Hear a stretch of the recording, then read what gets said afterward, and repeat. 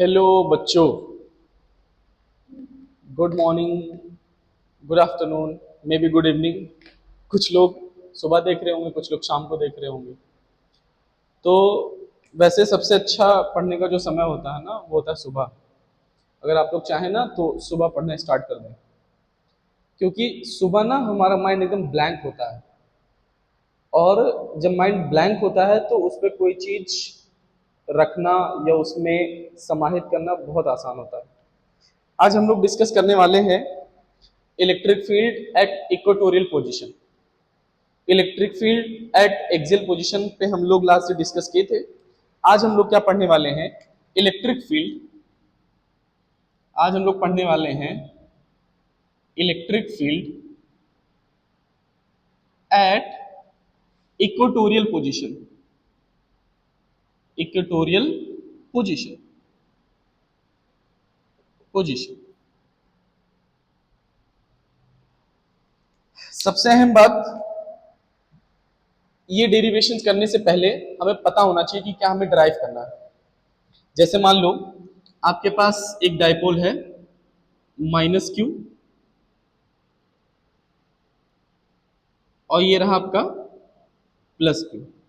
This is dipole and this is mid point of this dipole. इसके centre dipole का, इसको हम लोग सेंटर बोल देते हैं या मिड पॉइंट बोल देते हैं। आप लोग जो समझना चाहें, जो आपको आसानी लगे बोलने के लिए। इस डिस्टेंस को हम 12 कंसीडर करते हैं। एक L है, एक L है। जो भी लाइन या जो भी पॉइंट इस एक्सिस के परपेंडिकुलर होगा और मिड पॉइंट से पास करेगा, हम उसको बोलते हैं इक्वेटोरियल पॉइंट। जैसे कोई पॉइंट यहाँ हो, यहाँ हो, यहाँ हो, यहाँ हो, यहाँ हो, कहीं भी हो, ऐसे नीचे भी हो सकता है सिमिलरली। तो कोई भी पॉइंट हो, मान लो मैं इस पॉइंट की बात कर रहा हूँ, इस पॉइंट की, या मैं मान लो इस पॉइंट की बात कर रहा हूँ, तो ये जो पॉइंट है ना, इस पॉइंट को हम लोग बोलते हैं इक्वेटोरियल पॉइंट। तो चाहे मैं यहाँ कैलकुलेट करूँ या यहाँ कैलकुलेट करूँ, डजंट मैटर। हम लोग एक काम करेंगे, इसके मिड पॉइंट से जो भी डिस्टेंस हम कंसीडर करेंगे, इसके जो मिड पॉइंट होगा उससे डिस्टेंस ले लेंगे r। उसे जो डिस्टेंस हम लोग कैलकुलेट करेंगे r, और एक लाइन यहां से लेके यहां तक मैच करा देंगे, और एक लाइन यहां से यहां। हमें इस पॉइंट पर इलेक्ट्रिक फील्ड निकालनी है due to this dipole. This is minus charge, this is plus charge. और डायपोल मूवमेंट का जो डायरेक्शन होता है वो माइनस टू प्लस की तरफ होता है। Dipole movement means P। Dipole movement को हम P से रिप्रेजेंट करते हैं। इसका जो डायरेक्शन होता है वो माइनस से प्लस की तरफ होता है। मैंने यहाँ मेंशन भी कर रखा है, P का जो डायरेक्शन होता है वो -q से q की तरफ होता है। और इसका जो फॉर्मूला होता है, ईदर चार्ज, कोई भी चार्ज आप लेंगे और उनके बीच का distance 12, this is called dipole movement. इसको हम लोग बोलते हैं डायपोल मूवमेंट। हमें इस पॉइंट पर, ये कोई पॉइंट P है, इस पॉइंट पर हमें निकालना है electric field intensity due to these two charges, 2 point charges. सबसे पहले इस पे हम पता करते हैं कि डायरेक्शन क्या है, due to this charge and due to this charge. क्योंकि electric field is a vector quantity, और किसी भी वेक्टर क्वांटिटी को रिप्रेजेंट करने के लिए हमें उसके डायरेक्शन की जरूरत होती है। तो अगर इस पॉइंट की वजह से अगर मैं यहाँ इलेक्ट्रिक फील्ड डिनोट करना चाहूंगा, उसका डायरेक्शन दिखाना चाहूंगा, तो मैं कह सकता हूं कि इसकी वजह से प्लस चार्ज है, तो आप लोग पढ़े होंगे away from the point. Plus charge की वजह से अवे फ्रॉम द पॉइंट होता है कोई भी चीज। और नेगेटिव चार्ज है, नेगेटिव चार्ज की वजह से inward, that means toward the point. अब इसको मैं मान लेता हूं, ये जो इलेक्ट्रिक फील्ड है वो है E1, और ये जो इलेक्ट्रिक फील्ड है वो है E2। वैसे बाय द वे E1 और E2 दोनों इक्वल होंगे, क्योंकि डिस्टेंस भी इक्वल है और ये जो चार्ज जो है उसका मैग्नीट्यूड भी सेम है। तो डिस्टेंस और मैग्नीट्यूड जब सेम है तो हम कह सकते हैं कि यहाँ पर जो इलेक्ट्रिक फील्ड E1 और E2 ये दोनों इक्वल होंगे। बट एक का डायरेक्शन देखो, इस साइड है अवे फ्रॉम द पॉइंट, और दूसरे वाले का जो डायरेक्शन है टुवर्ड्स द पॉइंट, जहां से हमें पॉइंट चार्ज इधर है उधर उसकी तरफ है। तो इसका जो नेट इलेक्ट्रिक फील्ड आएगा टोटल, वो यहाँ आएगा ई नेट। E net. अब पहले बात मैं इसको अच्छे से एक्सप्लेन करता हूं।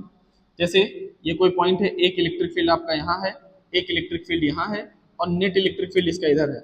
ये इसको माने मैंने E1, इसको लेट कर लिया मैंने E2। और अगर मैं इसका कंपोनेंट लिखना चाहूं, जैसे मान लो ये एंगल बना रहा है थीटा, तो ये भी एंगल ऑब्वियस सी बात है थीटा होगा।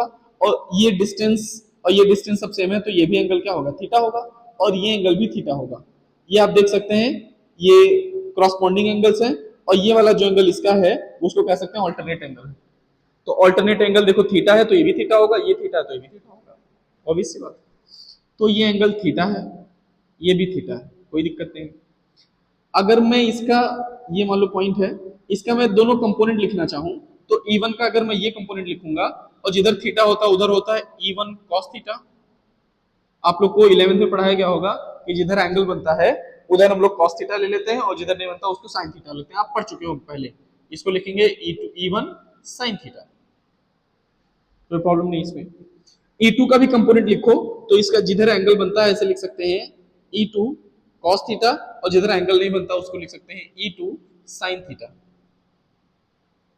मैंने क्या बताया कि ये जो E1 और E2 है वो दोनों इक्वल है, और जब E1 E2 इक्वल है तो दैट मीन sin थीटा ये भी इक्वल है।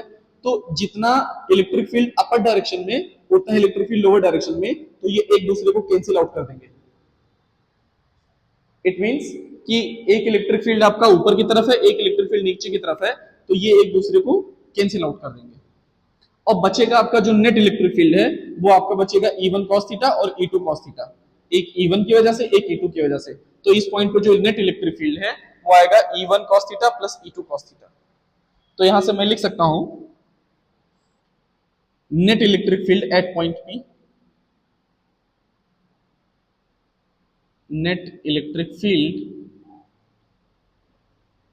Eight point P। P पर अगर मुझे नेट इलेक्ट्रिक फील्ड लिखना है तो मैं ऐसे लिखूंगा E नेट इक्वल्स टू, मैं लिख सकता हूं E1 cos थीटा और प्लस में E2 sin theta, E2 cos theta even, क्योंकि दोनों सेम है ना, E1 cos theta E2 cos theta. अब आप देखेंगे इन दोनों में कॉमन आपको cos थीटा लग रहा होगा, तो मैं यहां से जब cos थीटा कॉमन लूंगा तो E1 प्लस E2 एक ब्रैकेट में आ जाएंगे और यहां बचेगा आपका cos थीटा। अब हम जानते हैं electric field due to point charge, जो फॉर्मूला होता है E का वो होता है आपका K Q divided by R square. R square means कि पॉइंट चार्ज जो है वहां से और उस पॉइंट की डिस्टेंस यहाँ पे आपको इलेक्ट्रिक फील्ड कैलकुलेट करनी है, तो ये आर डिस्टेंस है। अगर मैं यहाँ से देखूं तो ये पॉइंट अगर रिलेट कर लेता हूँ ए है, ये पॉइंट बी है, तो यहाँ से ए और पी की जो डिस्टेंस होगी एपी की वो होगी, आप पाइथागोरस थ्योरम से निकाल सकते हैं, ये एल है ये आर है, तो इस ट्राइंगल को देखो perpendicular square plus base square, तो मैं ऐसे लिख सकता हूँ R square plus L square और इसका अंडर रूट लगा देंगे ऐसे। और जितना ही एपी होगा उतना ही आपका बीपी होगा, जितना एपी उतना क्या बीपी। तो अगर मैं E1 लिखना चाहूं तो मैं लिखूंगा के क्यू डिवाइडेड बाई इनके बीच का डिस्टेंस क्या है AP, that means AP square plus, अगर मैं इसकी वजह से इलेक्ट्रिक फील्ड पी पे लिखना चाहूं तो मैं लिखूंगा के Q divided by BP square और ये ब्रैकेट बंद और यहां से मैंने cos थीटा लिख दिया, ऑब्वियस सी बात। अब यहां से आपको दिख रहा होगा के क्यू कॉमन है, ले लो आप, के क्यू कॉमन ले लिया तो अंदर क्या बचा 1 अपॉन एपी की जो डिस्टेंस है एपी स्क्वायर की distance R square plus L square, that means R square plus L square plus 1 upon BP की जो डिस्टेंस है स्क्वायर को उधर तो स्क्वायर हो जाएगा R square plus L square, तो यहां से हम लिख सकते हैं R square plus L square bracket बंद ओवरऑल ब्रैकेट cos थीटा।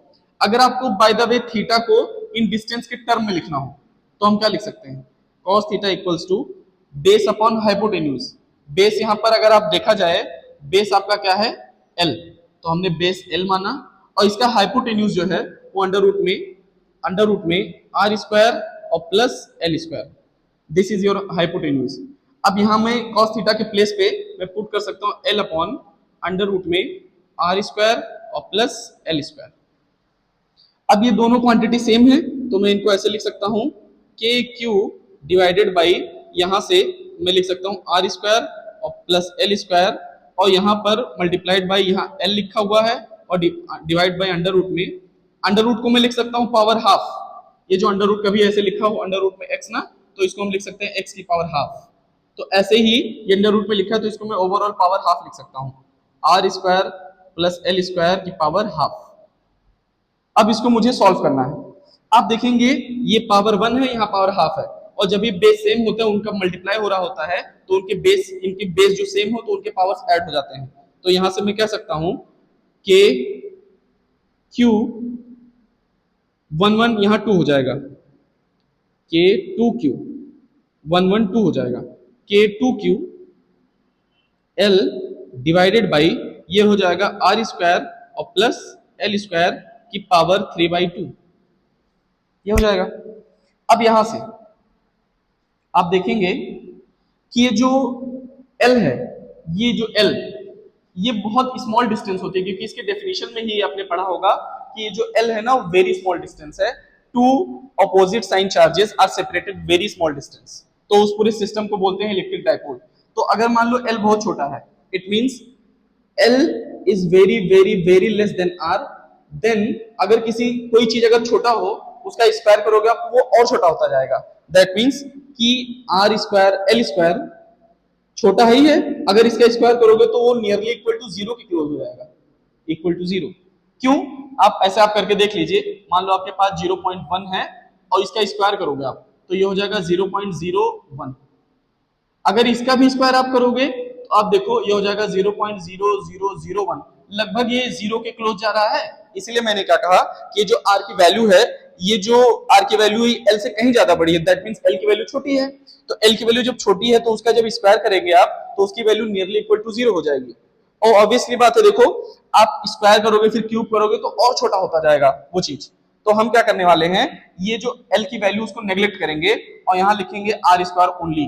तो यहां बचेगा E net equals to Q into 12 को मैं लिख सकता हूं P, तो इसका मैंने लिख दिया K और यहां लिखा P, और यहां से L की वैल्यू मैंने जीरो लेट कर ली, ये जीरो हो गया तो यहां बचा R स्क्वायर, तो यहां बचा R स्क्वायर की पावर 3/2। तो यहां से मैंने मान लिया E नेट इक्वल्स टू यहां हो गया K P divided by power power का मल्टीप्लाई होगा तो 2 से 2 कैंसिल होगा तो बचेगा R क्यूब। यहाँ क्या बचेगा? R cube. जैसे मान लो कोई पावर ऐसे लिखा है R स्क्वायर और उसकी पावर 3/2, तो यहाँ से जब पावर पावर का मल्टीप्लाई करोगे तो 2 इंटू 2/3/2 हो जाएगा, 2 2 कैंसिल आउट, तो R की वैल्यू कितनी, R की पावर कितना आ जाएगा 3। ऐसे आप 3 3 कैंसिल आउट करोगे, 2 पे कैंसिल आउट हो जाएगा तो R की पावर 3 बचा, तो R की पावर 3 बचा। और K की वैल्यू आप प्रॉपरली जानते हैं, जो K की वैल्यू होती है तो E नेट एग्जैक्टली निकल के आया आपका फॉर्मूला 1/4πε0, और यहाँ पर आया P divided by R cube. और ये भी वेक्टर फॉर्म है, ये भी वेक्टर फॉर्म है, लेकिन दोनों का डायरेक्शन अपोजिट है। देखो इलेक्ट्रिक फील्ड का जो डायरेक्शन होता है वो होता है प्लस टू माइनस, क्या होता है? प्लस टू माइनस, और इसका जो डायरेक्शन है आप देख रहे हैं वो माइनस टू प्लस है। तो यहां पर जो ये है ना opposite, E net electric field and P vector, ये दोनों वेक्टर है are in opposite direction, opposite direction. आप देख सकते हैं कि E नेट इलेक्ट्रिक फील्ड और P ये दोनों ऑपोजिट डायरेक्शन में है, और मैंने कैलकुलेट कर दिया electric field at equatorial position due to this dipole. और ऑलरेडी आपने electric field at axial position पे ऑलरेडी पढ़ चुके हैं, दैट मींस E एक्सियल आप पढ़ चुके हैं, एक्सियल, ठीक, ये पढ़े होंगे K2P divided by R cube. आप देख लेंगे KP बाई R क्यूब, और ये लिखा है आपने K2P by R cube, that means axial पे जो इलेक्ट्रिक फील्ड होता है वो इक्वेटोरियल का डबल लगता है। हम कह सकते हैं कि यहाँ पर जो इलेक्ट्रिक फील्ड होगा, इसके एक्सिस पे जो इलेक्ट्रिक फील्ड होगा वो यहाँ के कंपैरिजन में डबल टाइम होगा, मतलब 2 टाइम्स होगा। मैं कह सकता हूं कि इससे ये जो इलेक्ट्रिक फील्ड एट एक्सियल है वो मैं कह सकता हूं 2 time of electric field at equatorial है। यहां से ये बात बहुत इंपॉर्टेंट कभी कभी काम आती है, कभी कभी आपको इक्वेटोरियल का देके एक्सियल का पूछ लेता है जिसमें डिस्टेंस वगैरह कुछ नहीं दिया रहता है, तो आप क्या करेंगे, इस फॉर्मूले का यूज करके आप कैलकुलेट कर सकते हैं बहुत इजीली। ठीक, तो आज हम लोगों ने यही सीखा कि इलेक्ट्रिक फील्ड निकालना कहां पर, इक्वेटोरियल पोजीशन पर। और इससे पहले सेशन में हमने सीखा था कि उसके एक्सिस, मतलब उसके एक्सिस पे निकालना इलेक्ट्रिक फील्ड का होता है। हाँ, ये दोनों साइड में हो सकते हैं, या तो इस साइड हो सकता है या इस साइड, किसी भी साइड हो सकता है, लेकिन हमेशा मैग्नीट्यूड उतना ही निकल के आएगा। डायरेक्शन थोड़ा इधर उधर हो सकता है, क्योंकि इधर निकालोगे आप वहां निकालोगे तो इलेक्ट्रिक फील्ड का डायरेक्शन इधर उधर हो सकता है, लेकिन अगर आप देखेंगे तो इलेक्ट्रिक फील्ड का जो मैग्नीट्यूड आएगा वो ऑलवेज यही आएगा। आप चाहे एक बार ट्राई करके चेक कर लीजिए। तो आई होप कि आपको समझ में आया होगा, और अगर कहीं भी किसी तरह की प्रॉब्लम हुई होगी तो आप मुझसे कमेंट सेक्शन में पूछ सकते हैं कि सर ये बात नहीं समझ में आई, मैं उस पर्टिकुलर पॉइंट पे भी आपको एक शॉर्ट्स भेज दूंगा। आप मुझसे एक बार कहिए कि सर मुझे यहाँ नहीं समझ में आया, मुझे इस पॉइंट पे नहीं समझ में आया कि कहाँ नहीं समझ में आया, तो तो मैं उस पॉइंट पे आपको शॉर्ट वीडियो बना के सेंड कर दूंगा और आप उसे देख के पढ़ लीजिएगा और पढ़ते रहिए, आगे बढ़ते रहिए। बाकी हम और बहुत सारे टीचर्स मिलके आप लोग को पढ़ाने के लिए तत्पर हैं और हमेशा रेडी रहेंगे। जय हिंद, जय भारत।